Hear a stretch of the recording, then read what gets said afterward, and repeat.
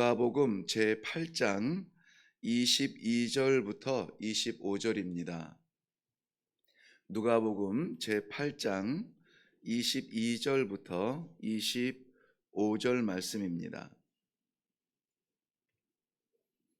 찾으셨으면 우리 같이 한 목소리로 읽습니다. 시작. 하루는 제자들과 함께 배에 오르사 그들에게 이르시되 호수 저편으로 건너가자 하심에 이에 떠나 행선할 때에 예수께서 잠이 드셨더니 마침 광풍이 호수로 내리침에 배에 물이 가득하게 되어 위태한지라. 제자들이 나와 깨워 이르되 주여 주여 우리가 죽겠나이다 한데 예수께서 잠에 깨사 바람과 물결을 꾸짖으시니 이에 그쳐 잔잔하여 지더라.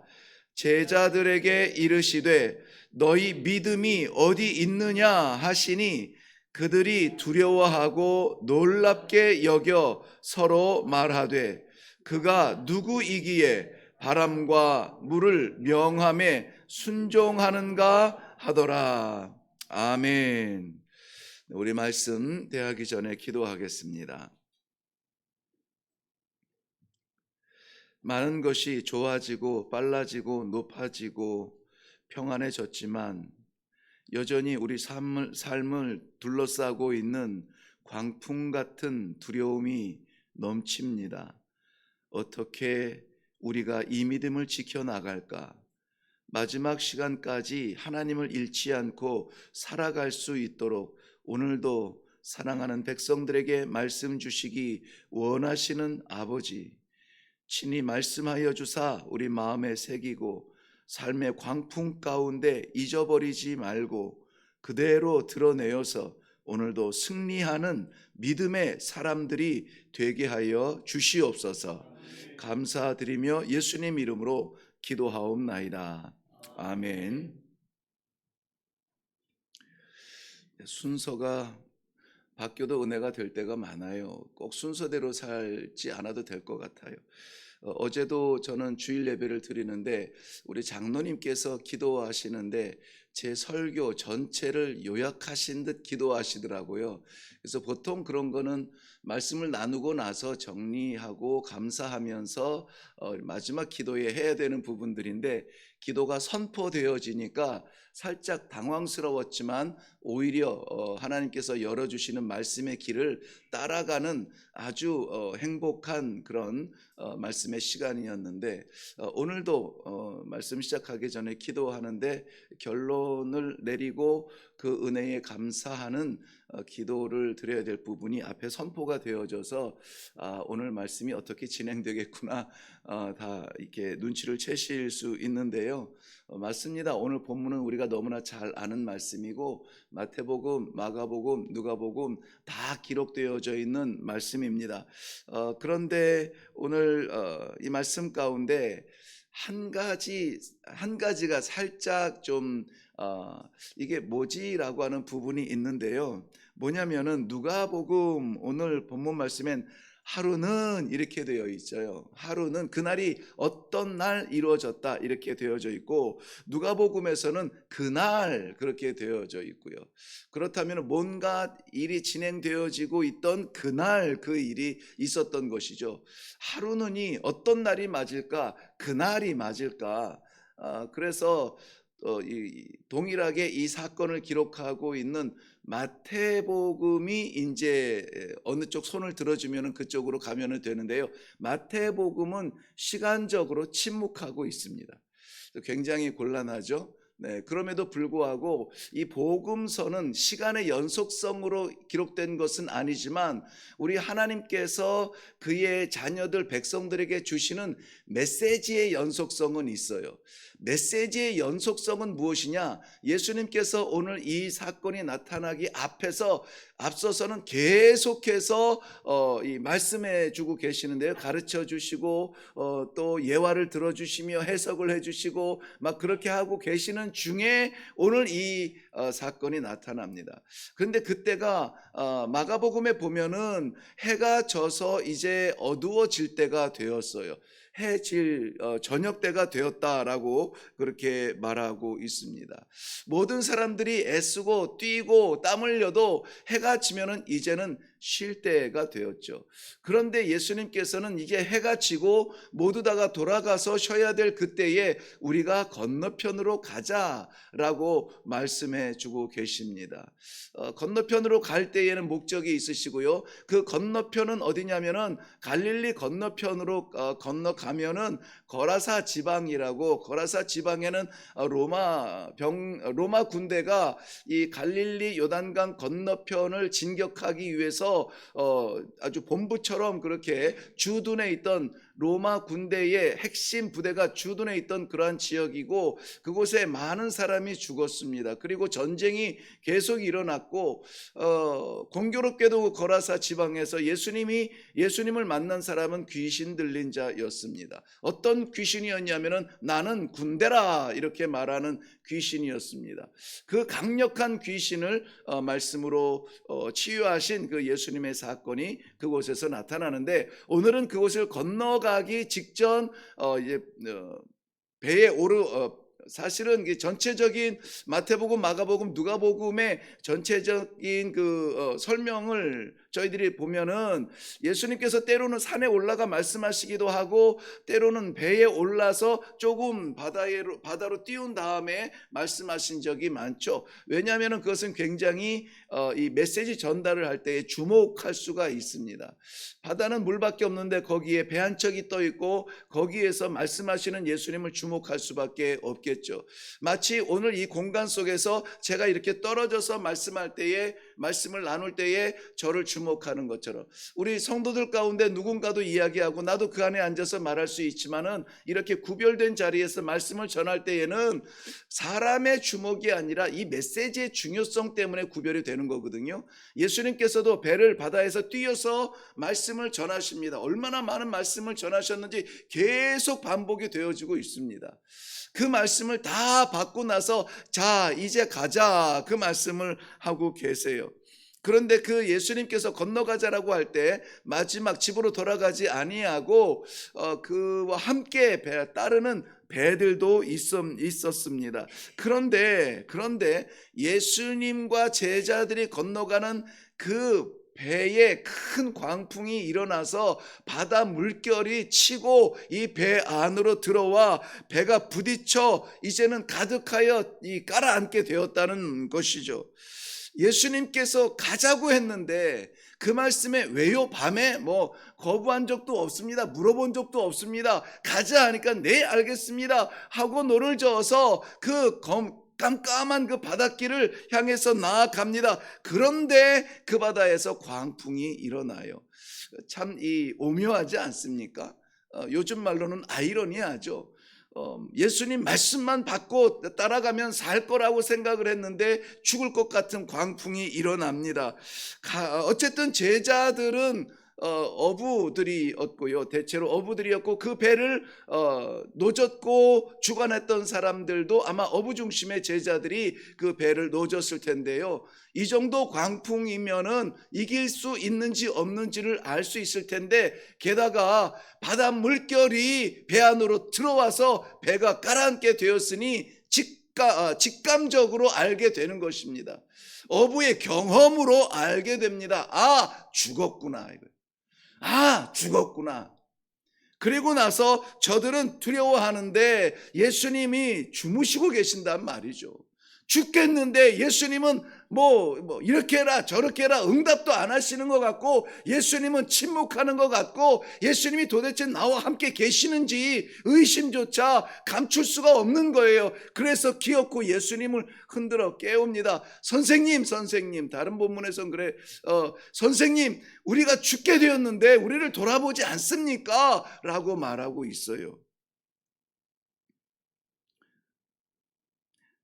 예수님께서는 일어나서 야, 큰일 났다 하고 바닷물 퍼내고, 아니 뭐 그런 것까지는 나갈 필요 없지만, 광풍을 잠잠케 하고 나서 제자들을 책망하셔도 괜찮아요. 순서가 그게 맞는 것 같아요. 왜냐하면 지금 배는 요동하고 있고 제자들은 사색이 되었고 이 광풍은 몰아치고 있고, 그럴 때에 예부터 잠잠케 하고 그리고 제자들에게 믿음에 대해서 말씀해 주실 수 있는데, 잠에서 깨어나신 예수님은 이 제자들의 믿음부터 책망을 하세요. 얘들아, 너희에게 어찌 믿음이 없느냐, 어찌 믿음이 없느냐 하시고 바다와 광풍을 명령하여 주셔서 잠잠케 만들고 있습니다. 광풍과 바다가 일면은 죽을 것 같은데 죽지 않아요. 정말 이 정도면은 끝나고 이 정도면은 정말 이 결단을 내려야 될 것 같은데 죽지 않습니다. 왜요? 거기에 예수님이 계시기 때문에요. 예수님이 계시면 아무리 광풍이 태산처럼 몰려온다 할지라도 죽지 않습니다. 예수님이 없으면 아무리 풍요가 나를 행복하게 할 것 같지만 죽는 길이에요. 어제 말씀인가 우리가 잠깐 나눴지만은, 사람은 궁핍해서 믿음을 떠나지 않습니다. 풍요로워서 주님, 우리 하나님에 대한 그 믿음을, 신뢰를 잃어버려요. 풍요를 즐기느라, 누리느라 주신 하나님을 잊어버려요. 궁핍하면은, 정말 좌절에 떨어지면은 하나님을 잊어버릴 것 같죠. 더 매달립니다. 아이고 주여, 어떻게 하면 좋습니까? 세상 손 내밀어 봤자 도움될 것도 없고 세상의 방법으로는 되지 않는데 어떻게 하면 좋습니까? 하늘을 보는 것이 성도예요. 성도는 그렇습니다. 그러므로 오늘 이 본문 말씀 가운데에서 너무나 잘 아는 대로 저는 이 광풍에 좀 주목을 하여서, 광풍이 주는 교훈이 있네, 우리는 그러한 미물의 교훈을 받을 때도 있다라는 생각이 듭니다. 제목을 두 가지를 놓고 좀 고민을 했는데요. 하나는 은혜의 광풍이라 할까? 광풍이 부는 것도 은혜가 될 때가 있구나. 그런데 그 은혜만 누릴 것이 아니라 내게 주시는 어떤 메시지가 있었습니다. 그래서 말씀의 제목은 광풍이 주는 교훈이라 이렇게 잡았습니다. 광풍이 몰아닥치고 죽음의 직전까지 갔을 때에 돌아본 이 광풍이 주는 교훈은 아주 단순한 교훈이었습니다. 이것이 불었을 때에 비로소 예수님이 피곤하시니까는 주무시게 두자 말자 어땠는지 제자의 심정은 모르지만은, 어쨌든 이 사건 속에서 제자들이 예수님을 찾은 것은 광풍 때문이에요. 광풍 때문입니다. 광풍 때문에 예수님을 찾게 됩니다. 바다에서는 거칠 것 없고 바다에서는 내로라 하는 그러한 경험으로 맞서보려고 했지만은, 예상을 넘어선 광풍 앞에서는 어찌할 수 없는 실력들이 우리 인간의 실력입니다. 이 제자들은 아마 이렇게 생각을 했을 거예요. 예수님께서 저렇게 주무시는 것은 우리가 잘 모시기 때문이다. 우리가 예수님을 모시고 이 바다를 건너 저 건너편으로 가는 것이다 라고 생각할 수가 있었을 것입니다. 그러니 그 여정의 주체가 누구예요?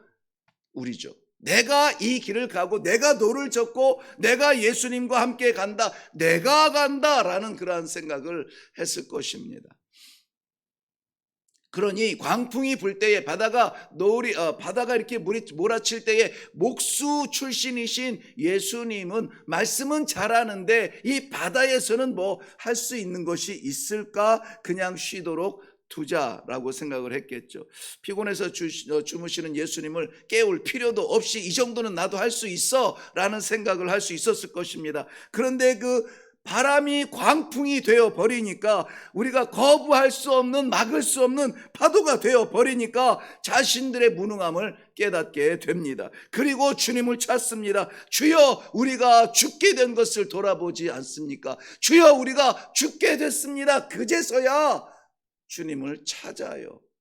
인생의 광풍이 몰아칠 때에 우리는 불편하게 여기고, 때로는 정말 하나님이 나와 함께 계시는 것인가, 내가 정말 이토록 주님과 동행한다 생각을 했는데, 누가요? 내가 주님을 잡는다, 내가 주님과 동행한다, 내가 믿는다, 내가 성도의 삶을 산다 라고 했는데도 불구하고 나에게 어떻게 이런 일이 일어날 수 있느냐라고 생각할 만큼 우리가 감당할 수 없는 인생의 광풍이 불 때가 있습니다. 그런데 그 광풍은 재수 없이 불어오는 광풍이 아니에요. 우리 성도는 우연을 살지 않고 인연을 살지 않습니다. 얼떨결에 살아가지 않아요. 하나님의 섭리 가운데 삽니다. 인생의 광풍이 불 때에 우리는 즉각적으로 어떻게 해야 됩니까? 내가 뭘 해보겠다, 이 사람 저 사람 만나서 길을 열어보겠다, 이 얼마 1억이면 2억이면 해결되겠다, 돈줄 찾아다니지만 지혜로운 성도는 예수님을 찾습니다. 주님, 이 광풍을 어떻게 하면 좋습니까? 나는 감당할 수 없는데 이 광풍을 어떻게 하면 좋습니까? 미친 듯 몰아닥치는 내 삶을 피폐하게 만드는 이 광풍을 어찌하면 좋습니까? 주님을 찾는 기회가 되는 것입니다. 그래서 제목을 좀 혼란스러웠던 것이죠. 광풍이 은혜구나. 광풍이 은혜구나. 교만했던 뱃사공들을 겸손하게 내려놓고 내가 가고 있다라고 하는 그러한 교만을 겸손한 자리로 내려가. 주님 아니면 안 됩니다. 주님 나를 살려 주옵소서. 부를 수 있는 그 자리가 이 광풍의 자리라면은 그것도 은혜구나. 그래서 은혜의 광풍이라 이렇게 정해 보려고 했던 것입니다. 그런데 광풍 자체가 우리들에게 주는 것이 아니라 그것을 일으킨 주님의 뜻을 알아야 되겠죠. 두 번째는 이 제자들은 이 광풍을 통하여서 모르겠습니다. 그 전에도 그러한 것을 알았으니까는 순종하며 따라다녔겠지만은 오늘 본문에서 새삼 깨달은 것이 있어요. 이가 누구간데 바람과 바다도 순종하는가? 누구간데 미처 몰랐다는 것이죠. 미처 몰랐어요.